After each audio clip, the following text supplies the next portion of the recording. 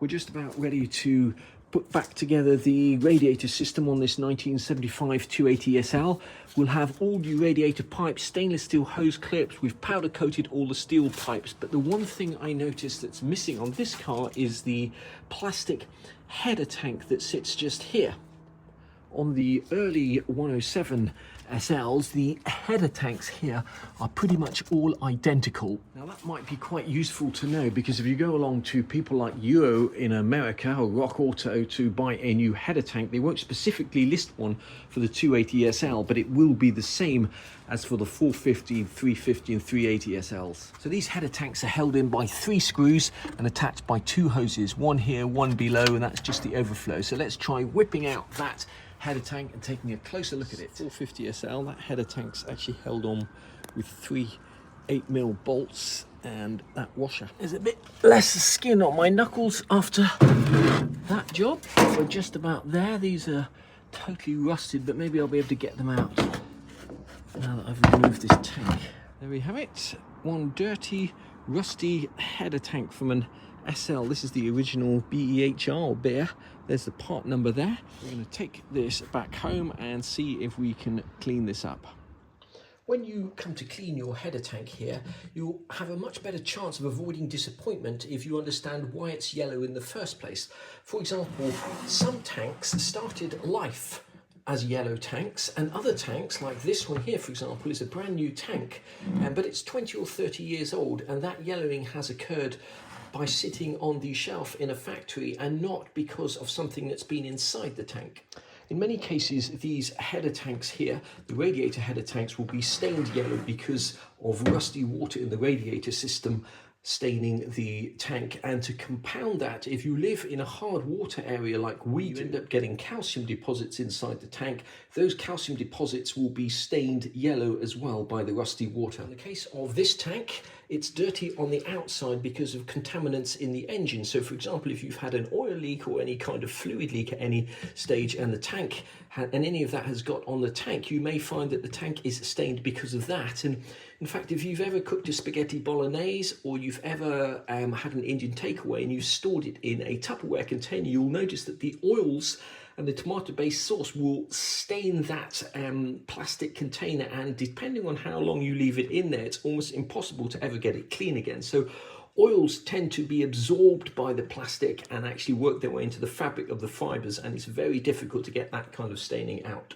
Now, some plastics, especially older plastics, will yellow over time because of a chemical reaction that occurs in the polymer chains, and the plastics start to degrade through a process known as photooxidation, which happens in the presence of oxygen and UV light. So, for example, if you left this tank out in the sunlight for 10 years, it would turn yellow like that. The process which causes yellowing is thermal oxidation. So in the case of a radiator tank where you're constantly heating it up and cooling it down and heating it up and cooling it down, you will get a yellowing of plastic with sufficient heat.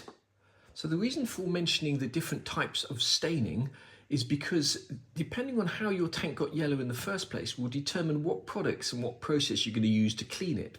For example, if your tank is yellow because you've had rusty water from the radiator passing through it, then you'll have good results cleaning it using sulfamic acid or something like Evaporust. If your tank is stained yellow because you've had rusty water passing through it and you live in a hard water area and you've got mineral deposits in there that have been stained yellow by the rust, then once again you'll have good results with sulfamic acid and also things like CLR, a calcium limescale rust remover, and that will help dissolve those deposits. You might have some success in whitening those deposits using things like hydrogen peroxide, bleach, false teeth whitening tablets, etc. But to actually remove the deposits, you need a chemical that can dissolve them. In this particular case, the tank is dirty on both the inside and the outside. And if the outside of your tank is stained because of oily deposits and other engine grime, you will have success cleaning that with a solvent cleaner such as WD-40, petrol works very well, or brake cleaner. Anyone who's done any cleaning or polishing at all will know that using an abrasive pad or brush to clean will speed up the process. So on the outside of one of these tanks, you'd use a stiff bristle brush or maybe the green side of a scouring pad. On the inside of the tank, you would use sand or grit and agitate it either by shaking it vigorously like a cocktail shaker if you still have those skills, or possibly using something like a cement mixer or attaching this to a drill on a bung through there and just rotating it so that the sand inside is effectively adding as an abrasive type of sandpaper inside the tank. You can also use rice as a type of grit inside the tank, and the advantage of that is if you're using sort of cleaning substances inside there, the rice will tend to absorb the moisture, and that might help you dry the inside of the tank out. But definitely sand and grit will work better and faster for cleaning the inside of the tank. Now, in many cases, you won't necessarily know why your tank is yellow, but the purpose of this video is to try and save you time and money, to give you a better understanding of what you need to do in certain circumstances to clean the tank. But big spoiler alert, if your tank is yellow like this due to the chemical reaction within the polymers of the plastic, you will not be able to get that tank looking white regardless of what chemicals you use. And if you go out and use something like sulfamic acid to try and clean a tank like this, it won't have any effect because this is never going to be white again. And similarly, if you use sulfamic acid or evaporust or something like that to try and clean a yellow tank that isn't actually yellow because of rust, those products won't have any effect. Similarly, hydrogen peroxide, bleach, and all of those whitening products will not whiten yellow plastic if it's yellow because of the polymer chains within the actual plastic have undergone a transformation. In some cases, you will be able to get a tank looking like new. Just like if you're a smoker or you drink coffee and you've got yellow teeth, you can use certain products to get your teeth white again. And that is what we're going to try and do with this tank here to see how white and how new looking we can get that. Cleaning takes an awful long time and can be expensive if you're going out and buying expensive chemicals. So if your tank does still exist, i.e. you can go to a shop and buy it for $20, $30 or pounds, whatever, my advice would be to do so because you'll get a much better result. However, I'm interested to see how far we can actually go cleaning this tank, and that's what the remainder of this video is going to be about. Now, a good place to start any cleaning is with hot water, warm soapy water, using some kind of thing like Mr. Muscle, fairy liquid, detergent, and that's how we're going to start. We're just going to run this under water, get rid of all the surface dirt, go over it with a brush. But before you start, it is very, very important to make sure that your wife or partner has gone out of the house so she cannot see you or he cannot see you cleaning dirty parts in her nice new sink.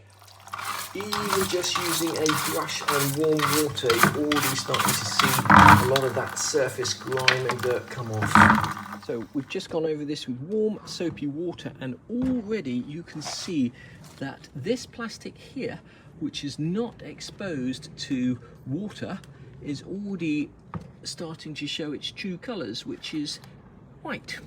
So whether we'll be able to get the rest of the tank to that state is another question. Now here we have oily deposits, and the way to get rid of oily deposits is with a substance like WD-40 or petrol. Those will just dissolve right away like that. So we've gone over that with WD-40, all the oily deposits are off. We've got some rust staining here. Here, where this side of the tank is closer to the engine, it is darker than the other side, and I suspect that is because of thermal oxidization of the plastic, but we'll soon find out as we go ever deeper into the process. The next thing I'm going to do is to use some sulfamic acid and let it soak inside there to see if I can get rid of those deposits in there, which will be a mixture of rust and calcium carbonate, and the sulfamic acid should do a pretty good job dissolving and removing that. Our sulfamic acid has just arrived in the post from these guys here, HD Chemicals.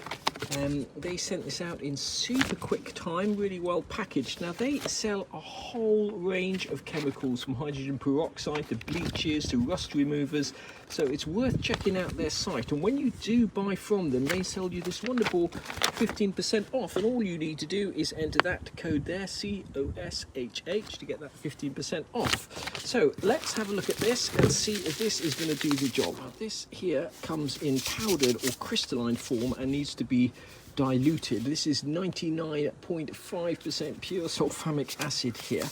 And it goes without saying, when you're handling these acids, you need to have gloves, preferably eye goggles, and be outside where it's nice and vented so you're not inhaling any of this.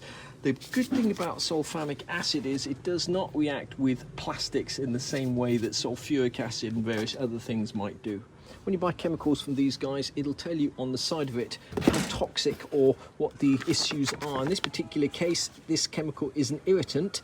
It's less toxicity than when you see the skull and crossbones. And here, this is potentially quite important. It's corrosive. Avoid contact with the skin and eyes. Do not breathe vapors, etc. Wear protective gloves. Keep away from metals. Now, when you come to do a tank like this and you get sulfamic acid on these metal bits and the inserts, there's an insert there, they will discolor. They'll potentially go from that color there to silver. Now, depending on what you're trying to clean will determine the strength of the solution that you're going to make up. For example, this is from the HD Chemicals website, sulfamic acid solution at 20% for removing rust. Do not use at boiling point, as the product will hydrolyze and not work. And do not use on galvanized materials, zinc or aluminium. As I mentioned, if your header tanks have inserts or metal at the top there, it will potentially discolor it. So this tank holds about 2.5 litres of water. I've just measured it, and this here is 500 grams of sulfamic acid. So for a 20% solution, you want about 2.5 litres of water. So all of this is going to go in there with some warm water, and we are going to leave it sitting there. Then we're going to come back, put some sand and grit in there and agitate it. But before I do any of that, I need to figure out how to tape these up or bung these up so that they don't leak. Use an old glove, the fingers of an old glove, to cover these holes and then tape it up using electrical tape. Whether that works or not remains to be seen. So we filled this up. Now, the one thing I notice is that you can't completely fill this up, so it has to be submerged in water. So we will submerge that in water, but what we're actually going to start off by doing is putting all of that sulfamic acid in there and see what happens. So we're just going to leave that. This is about a 20% solution of sulfamic acid that's completely submerged. Let's see what happens. What I'm hoping will happen is that the deposits inside the tank will be dissolved and any potential rust marks inside the tank will also disappear. Good measure. I'm going to put in this exhaust hanger bracket and see what happens to that. The fuel tank cap for an old SL tank. It's quite rusty. I'm going to put it in that bath there and see what happens. It's been sitting in the sulfamic acid for a few days.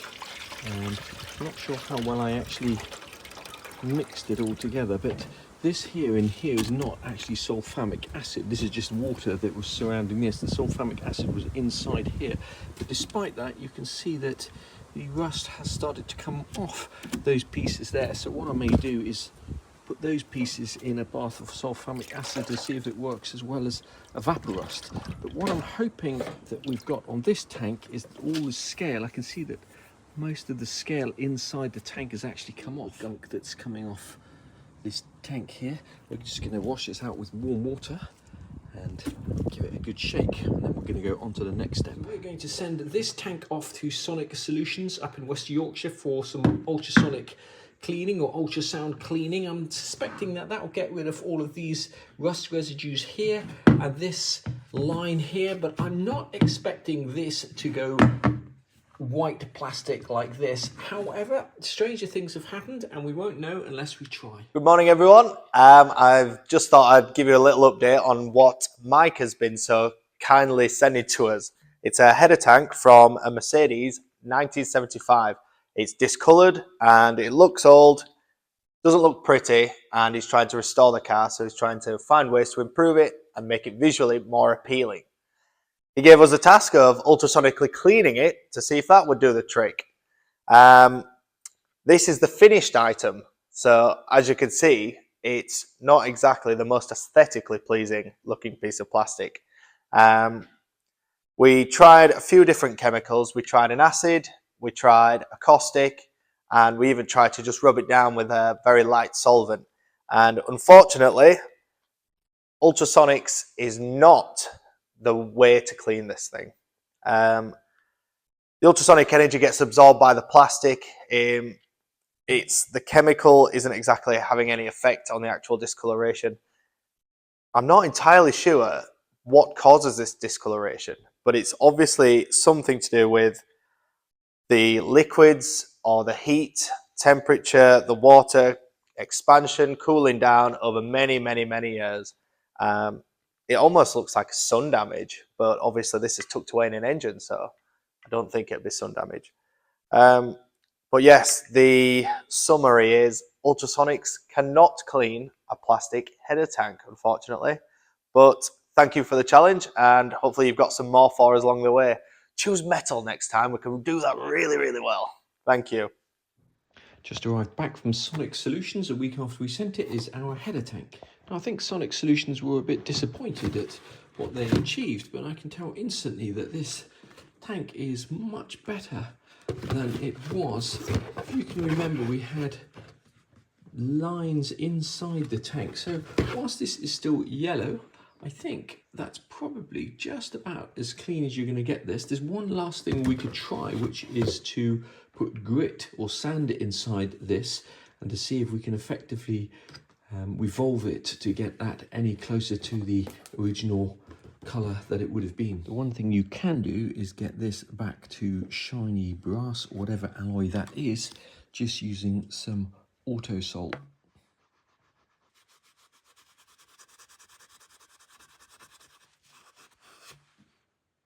And there we go, not quite as good as new, but an awful lot better than it was. There we have it. That header tank looks a million times better than it did when we took it off the car. Once you've cleaned apart, obviously everything else looks terrible by comparison. And if you can't be bothered to go to the rigmarole or the expense of trying to clean your tank, in this particular case, you can just go along to Euro Parts up there and buy one of these tanks for the 280 SL and most other SLs as well. If you're a wholesaler, you can get it from Euro Parts. If not, you can get it from Rock Auto or the SL shop, and I'll drop a part number at the end of the video for that. They also sell, incidentally, the radiator caps, which are really nice radiator caps and actually much better than the ones that came off the car. I don't know whether putting a brand new tank like that in a car next to a tank like this is just going to look weird. Perhaps you'll give me your thoughts in the comments below.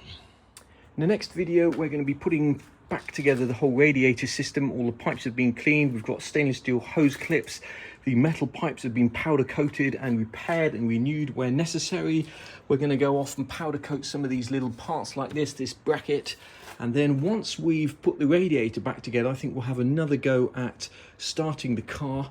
And then we'll be moving on to the brakes. And then who knows, seeing if this car actually moves under its own power. We got that header tank cleaned at these guys here, Sonic Solutions, based up in Yorkshire. They were really, really helpful. And up here on the right hand corner, it says get a free trial. So it's probably worth contacting them if you've got some parts to clean. We got our sulfuric acid from these guys here, HD Chemicals. They have got a 15% off offer with that code I gave you. They were super helpful as well, and they've got a whole variety of other chemicals from rust removers to peroxides, etc. These guys before Euro Parts, based in America, and I'm sure I'll mention them again because they are an excellent source of SL parts and in fact parts for most other cars as well. Just change the name here, Mercedes-Benz, put in 450 SL and you'll see that they sell a whole host of stuff. We bought the expansion tank there. If you copy and paste that number there, paste it into rockauto.com and you'll see that that expansion tank, £57.31. Bear in mind there is postage, possibly import duty on that if you live in the UK.